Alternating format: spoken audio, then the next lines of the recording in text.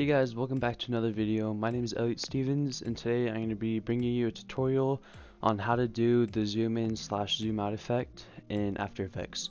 I did another tutorial on iMovie, how to add a ripple effect, and it did really well, so I figured I'd do another tutorial. So let's just get right into it. Okay, so I'm just going to go hop into After Effects. I already have everything loaded in, set up, and so yeah, I'll just get started from right here. So basically, you're going to select the clip. You can have the clips in the timeline.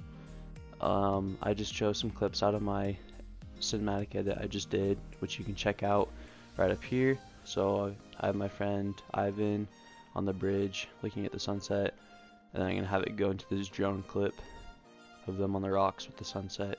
What you're gonna do, you need to get the first clip, you're gonna go effects and presets, you're gonna search motion tile right here and drag it in.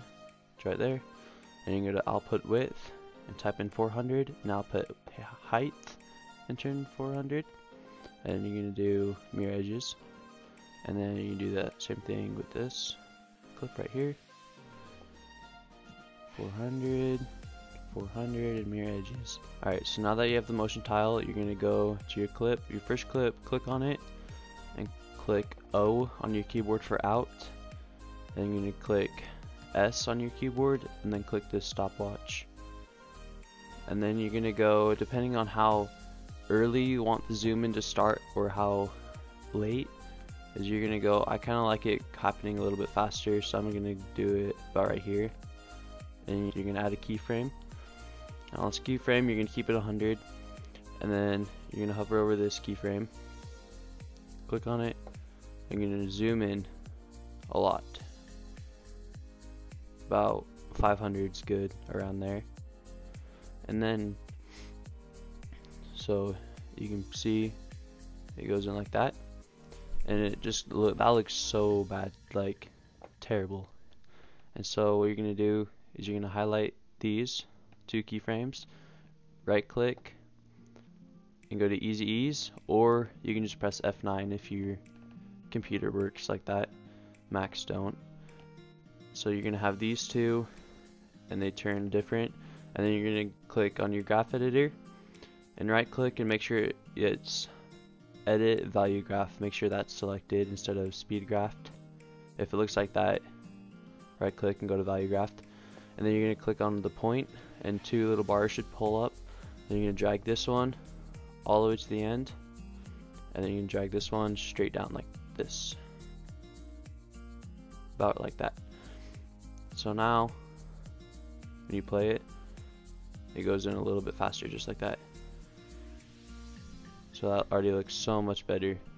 Whoosh. Alright, so next you're gonna go over to the second clip, click on it, and click I on your keyboard for in, and it'll take you to the very beginning of the clip.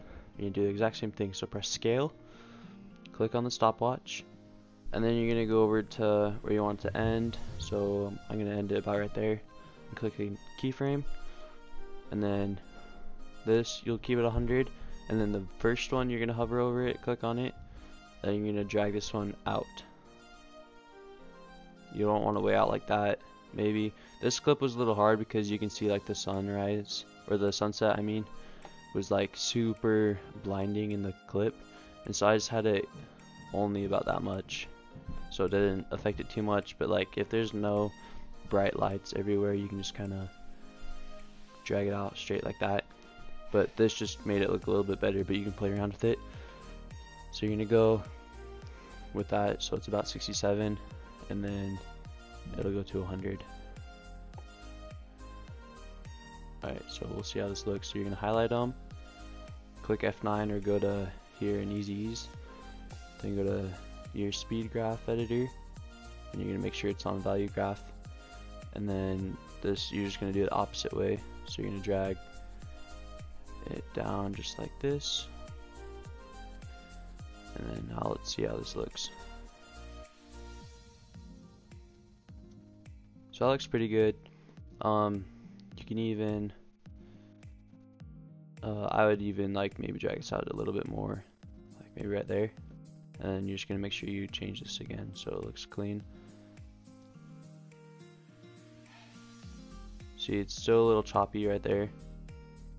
You can just barely see it come in, like at the bottom it just looks a little too fast. But to fix this, you can go and you can select this, it's motion blur, and then you're just going to click on your layers and enable them on those clips, and it'll make it a little bit more blurry, make it a little more clean. And yeah, so that looks a lot better. And then even when you add music, if it's like right on the beat or something, it can be super nice. So that's how you do the zoom in transition. And say you wanted to zoom out right after that, you can go and you just switch them up, the keyframes. So you would go, and instead of having this keyframe zoomed in, you could go and zoom it out a lot. Not a lot, but like zoom out like that, and then change the graph editor just because it kind of messes with it. Oh my. Oh, let's see here. I don't know what this is doing.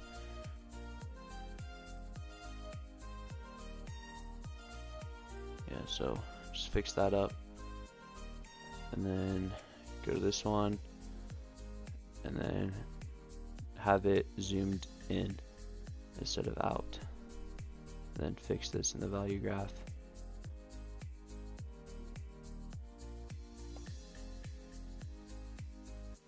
Just kind of like that.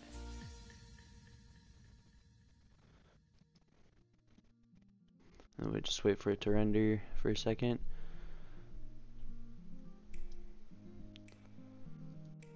And that is how you do the zoom in and zoom out transitions in After Effects. I hope you guys enjoyed this tutorial.